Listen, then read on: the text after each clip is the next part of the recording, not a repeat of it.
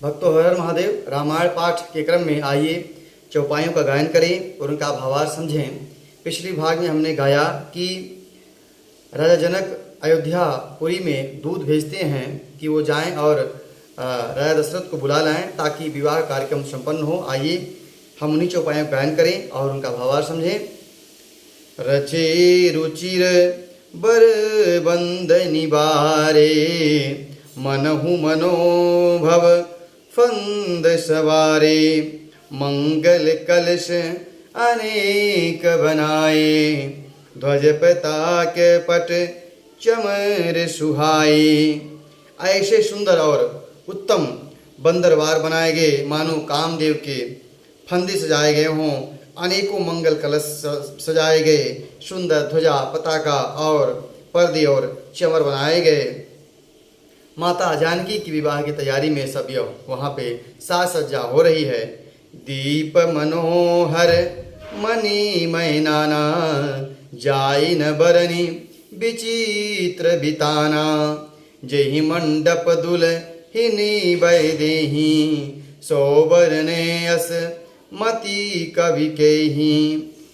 जिसमें मणियों के अनेक सुंदर दीपक लगे हुए हैं और उस विचित्र मंडप का वर्णन नहीं किया जा सकता है, जिसमें माता जानकी स्वयं दुल्हन के रूप में बैठेंगी। ऐसा संसार में किस कवि के पास मति है, ऐसा कौन बुद्धिशाली कवि है जो उस मंडप का वर्णन कर सके जहाँ माता जानकी स्वयं दुल्हन बन के बैठेंगी। ऐसा बाबा गोस्वामी तुलसीदास जी कहते हैं। दुलहु राम रूप गुण सागर, शोभितान तिहु लोक उजागर, जनक भवन कै शोभा जैसी, गृह गृहपतिपुर देखिए तैसी। जिस मंडप में रूप में और गुणों के समुद्र प्रभु श्री रामचंद्र जी दूल्हे के रूप में बैठेंगे, उस मंडप का तीनों लोकों में प्रसिद्ध होना चाहिए। जनक जी की महल की शोभा ऐसी है जैसे नगर के प्रत्येक घर की शोभा दिखाई दे रही है। जेहि तरे हुत तहि समय निहारी, तहि लघु लगहि भुवन दस चारी, जो संपदा नीच गृह सोहा, सो बिलो की सुरनायक मोहा।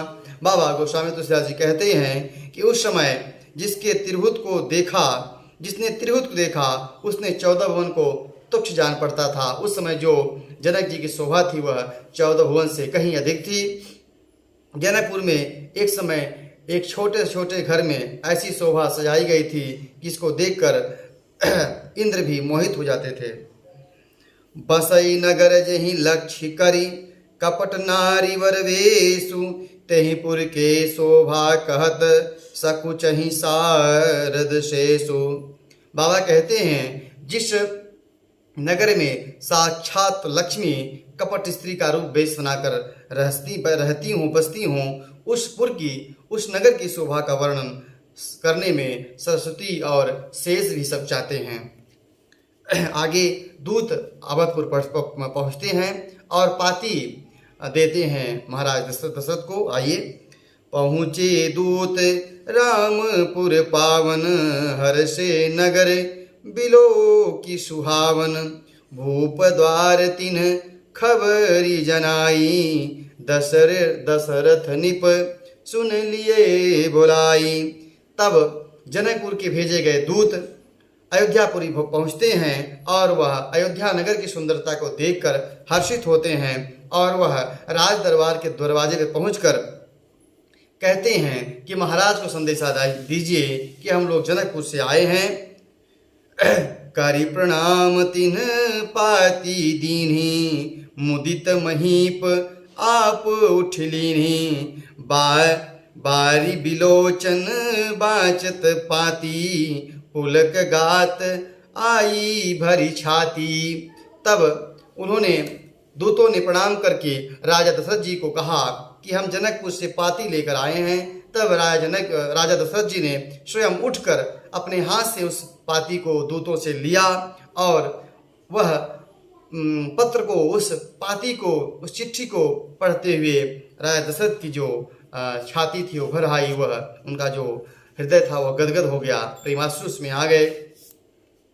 राम लखन उर कर बर चिट्ठी, रही गए कहतन खाटी मिट्ठी।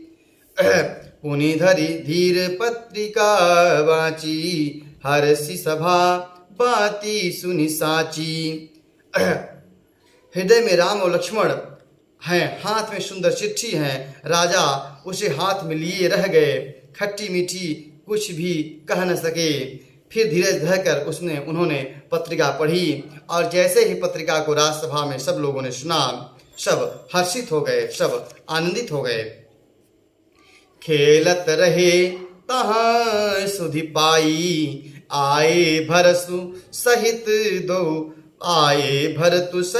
हित भाई। पूछत यति स्नेह सकुचाई, तात कहाँ ते पाती आई। भरत अपने मित्रों और भाई शत्रुघ्न के साथ खेलते थे।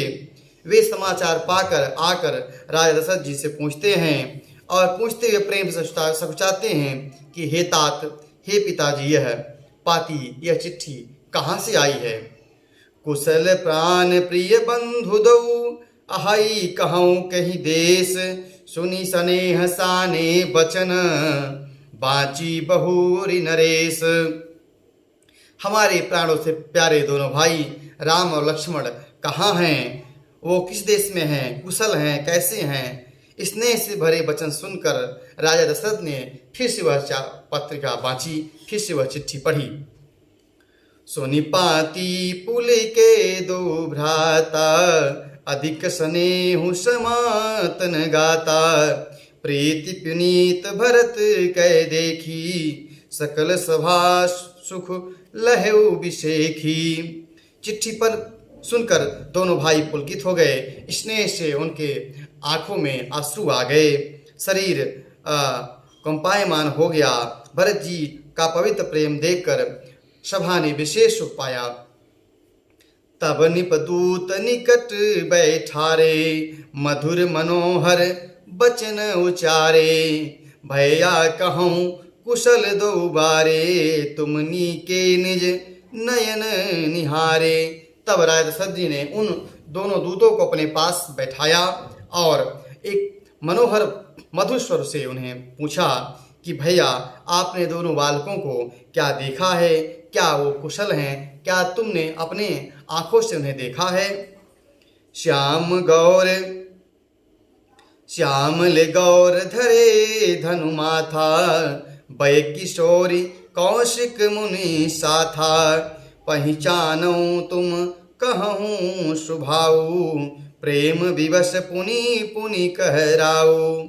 एक श्यामल है, एक गौर हैं, एक दोनों के हाथ में धनुष है, और वह किशोर अवस्था के हैं, मुनि विश्वामित्र के साथ गए हैं, क्या तुम इन्हें पहचानते हो। राजा ने प्रेम में बस होकर बार बार उन दूतों से यह सवाल पूछ रहे हैं। जा दिन ते मुनि गए लवाई, तब ते आजु साची सुधि पाई। कहूँ विदेह कवन विधि जाने, सुनि प्रिय बचन दूत मुस्काने। जिस दिन से मुनि विश्वामित्र से यहाँ से लिवा गए हैं, उसके बाद से आज ही उनकी सुध मिली है। कहो महाराज जनक ने उन्हें कैसे पहचाना। ये प्रिय वचन सुनकर दूत मुस्कुरा दिए। सुनो महीपति मुकुटमणि, तुम सम धन्य न को।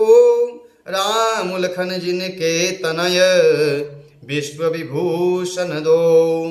दूतों ने कहा, हे राजा, आप राजाओं के मुकुटमणि, सुनिए, आपके समान इस संसार में धन्य कोई नहीं है। जिनके राम और लक्ष्मण के समान पुत्र हैं, वो दोनों विश्व के विभूषण हैं, विश्व के शिरोमणि हैं। ऐसा वो दूत कह रहे हैं। आगे वो दूत प्रभु श्री रामचंद्र जी और लक्ष्मण की सुंदरता का, उनकी वीरता का बखान करते हैं, कैसे उन्होंने धनुष तोड़ा इसका वर्णन करते हैं।